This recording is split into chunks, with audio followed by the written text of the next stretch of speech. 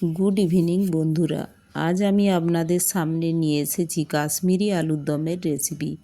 তার জন্য আমার লাগছে আলু, টক দই, রসুন, আদা, কাঁচা পেঁয়াজ, টমেটো, কয়েকটা কাজু, চারমগজ আর চেরা কাঁচা লঙ্কা। এই মশলাগুলো সব আমি দইয়ের সাথে পেস্ট করে নেব। আর ফোড়নের জন্য নিয়েছি এলাচ, লবঙ্গ, দারচিনি, লঙ্কা, তেজপাতা। আর নিয়েছি জিরে পাউডার, ধনে পাউডার আর গরম মশলা পাউডার আর সরষের তেল। এখন আলুগুলো আমি ছাড়িয়ে নিয়েছিলাম, এগুলোকে একটি কাঁটা চামচের সাহায্যে এইভাবে ফুটো ফুটো করে নেব। পুরো আলুটাই আমি এইভাবে ফুটো ফুটো করে নিলাম। এবার এই আলুটাকে আমি একটি কড়াইয়ে সরষের তেল দিয়ে ওগুলোকে ভেজে নেব। আমি আলুটা লবণ হলুদ দিয়ে ভেজে নেব, রেড রেড করে ভেজে তুলে নেব। এইভাবে আমি ভাজতে থাকবো। আপনারা এটা আলুগুলো বয়েল করেও করতে পারেন।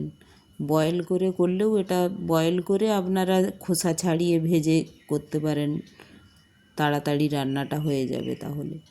এখন আমি একটি ওই কড়াইয়েই সরষের তেলের মধ্যে দিয়ে দিলাম ফোড়ন। ফোড়নের মধ্যে দিয়ে দেব আমার দই দিয়ে যে মশলাগুলো নিয়েছিলাম, ওই মশলাগুলো পেস্ট করে নিয়েছি। একই সাথে এটা তেলের মধ্যে দিয়ে দিলাম। এটা এখন নাড়তে থাকবো।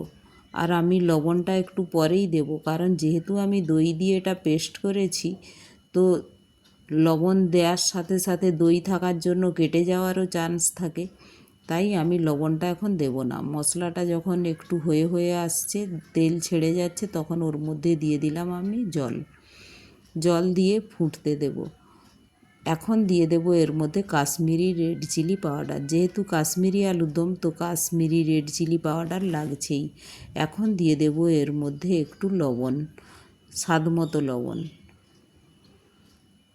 এখন লবণ দেওয়ার সাথে আমরা দিয়ে দেব আমাদের আগে থেকে ভেজে রাখা আলুগুলো দিয়ে আমার 10 মিনিটের মধ্যেই এটা আলুগুলো বয়েল হয়ে যায়। আলুগুলো ফুটো ফুটো করা আছে, তো মশলাটাও ভালোভাবে ঢুকবে, খেতেও সুন্দর লাগে। দেখুন আলুগুলো প্রায় বয়েল হয়ে এসেছে। এখন আমি ওর মধ্যে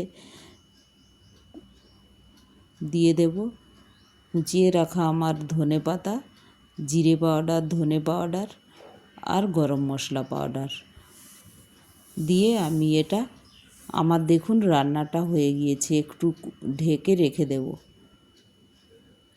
এখন আমি একটা বাউলের মধ্যে নিয়ে নিলাম এবং পরোটা, গরম ভাত, রুটি সবার সাথেই এটা খুব ভালো লাগে। আর ভিডিওটি যদি ভালো লাগে আপনারা একটা লাইক ও শেয়ারও করে দেবেন আর সাবস্ক্রাইবও করে দেবেন।